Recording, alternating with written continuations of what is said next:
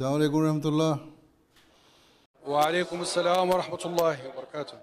Last Sunday, National Jamaat Amla members of Morocco and National Amla members of Majlis Ansarullah, Khudam Ahmediyya and Lajnah, who were gathered in Rabat, Morocco, were blessed with a virtual Mulaqat with Hazrat Khalifatul Masih V. May Allah be his helper. After a silent prayer, Huzoor spoke to all the Amla members present in Morocco. Hamsi Sahab, how was your tour to Burkina Faso? It was successful, Huzoor. Jazakumullah for sending me there. Acha, It was very successful. Yeah, alhamdulillah. did you enjoy it? Yes, spiritually, yes. It was great. Acha, Yeah. I've been in Masroor Ice Institute. It's a wonderful place, Huzoor. This is a wonderful place there. acha, then you should make one in Morocco. Oh, inshallah. During the Mulaqat, Huzoor spoke to the Secretary Tarbiyat about the importance of Tarbiyat of children. جو لوگ بھی ہیں احمدی وہاں، ان کے اگر بچے احمدی ہیں تو تربیت کا کام یہ ہے کہ ان کی بھی تربیت کرے، سارے ملک کے بچوں کی تربیت کریں تاکہ اگلی جنریشن جو ہے وہ احمدی ماحول میں بڑھے. اگر تربیت نہیں کی بچوں کی تو آپ احمدی ہوں گے اور بچے تو پھر اپنی مرضی کے جو دل چاہے گا جہاں دل چاہے گا چلے جائیں گے. اس لیے ان کو جماعت کے ساتھ جوڑنے کے لیے ضروری ہے کہ تربیت کریں تاکہ بچے بھی آپ کے ساتھ جڑے رہیں. بچوں کو بتائیں کہ احمدیت کیا ہے اور کیوں ہم احمدی ہیں، حضرت صلی اللہ علیہ وسلم کی پیشگوئیاں کیا تھیں، کیا آخری زمانے میں حالات ہونے تھے، پھر ان حالات کی وجہ سے کس مسیح اور مہدی نے آنا تھا. یہ ساری باتیں بنیادی تعلیم جو احمدیت کی ان کو پتہ ہونی چاہیے. ہم احمدی ہیں، مسلمان ہیں اور حقیقی مسلمان ہیں، حضرت صلی اللہ علیہ وسلم پہ ایمان لانے والے ہیں، آپ کو خاتم النبیین ماننے والے ہیں، آپ کی تمام پیشگوئیوں پہ یقین رکھنے والے ہیں. تو یہ ساری باتیں اپنے بچوں کو بچپن سے ہی تربیت دینی شروع کریں. انصار اللہ والے بھی اور خدام الاحمدیہ والے بھی شعبہ اطفال الاحمدیہ کے تحت، تاکہ جب بچے بڑے ہوں تو ان کو پتہ ہو کہ احمدیت کیا چیز ہے اور کیوں احمدی ہیں. Later, Huzoor again emphasized the importance of the Tarbiyat of children. جس طرح میں نے پہلے کہا تھا سیکٹری تربیت کو کہ بچوں کو اور نوجوانوں کو قریب لائیں، ان کی تربیت کریں، اور اسی طرح عورتوں کی بھی تربیت کریں. لجنہ کے نظام کو بھی فعال کریں اور لجنہ اپنی عورتوں کی بھی تربیت کرے. اگر عورتوں کی تربیت نہ ہو تو بچوں کی تربیت نہیں ہو سکتی. اسی طرح اگر مردوں کے نیک نمونے قائم نہ ہوں اپنی نیکی کے بارے میں، دینی تعلیم کے بارے میں، اپنے دینی عمل کے بارے میں، اپنی روحانیت کے بارے میں، تو پھر عورتوں اور بچوں پہ بھی اثر نہیں ہوتا. اس لیے اپنی بھی اصلاح کریں اور اپنی عورتوں اور بچوں کو بھی ساتھ اٹیچ کریں. اسی طرح ترقی ہو سکتی ہے جماعت کی، اور یہی فائدہ ہے بیعت کرانے کا یا احمدی مسلمان ہونے کا. نہیں تو پھر کیا فائدہ کہ تھوڑے عرصے کے بعد وہ بھول جائیں گے کیا احمدیت تھی اور کیا نہیں تھی.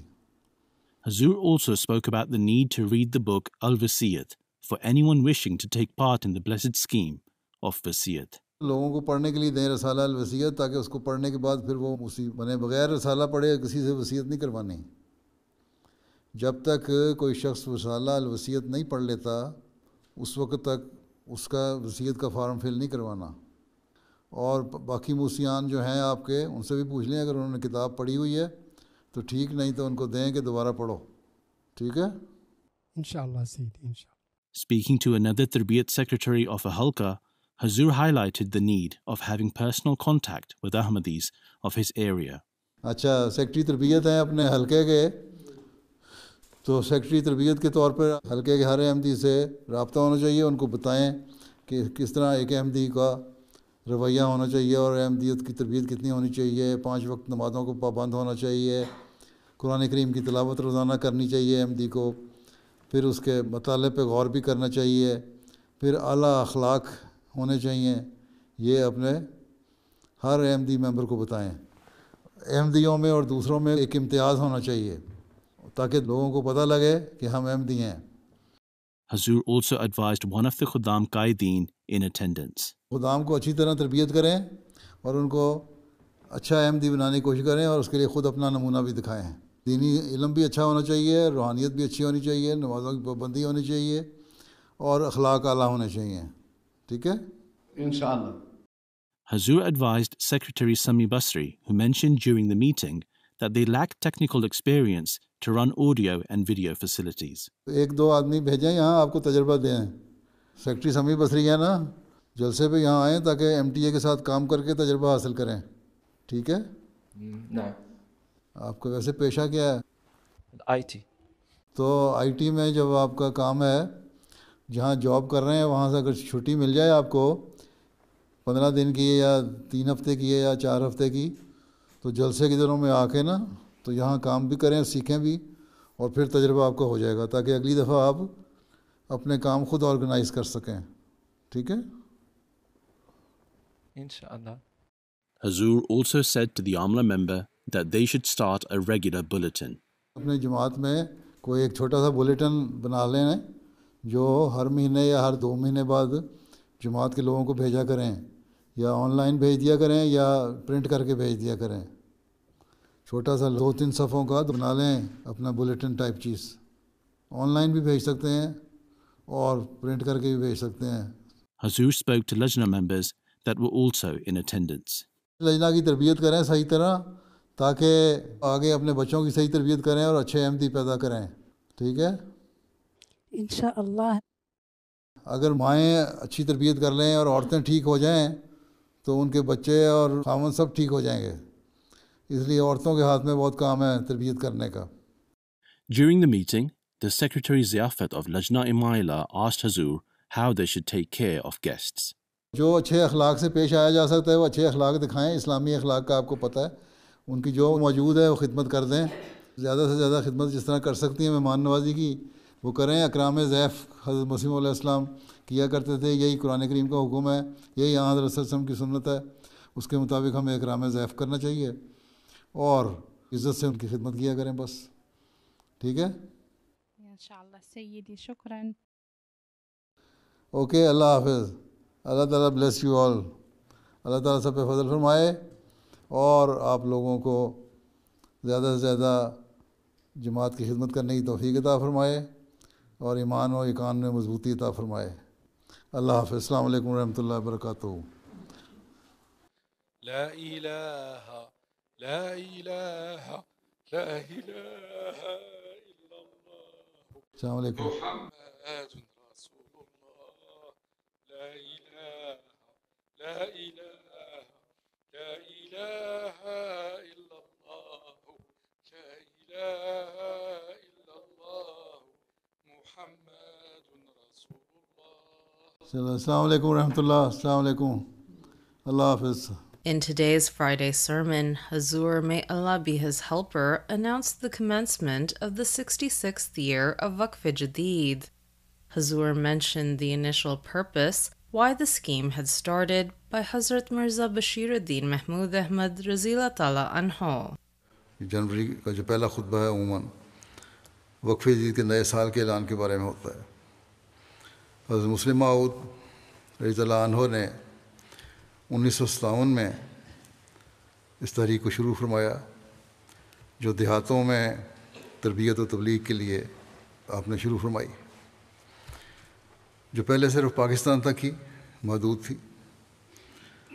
پھر خلافت رابعہ میں اس کو وسعت دے کر تمام ممالک تک پھیلا دیا گیا،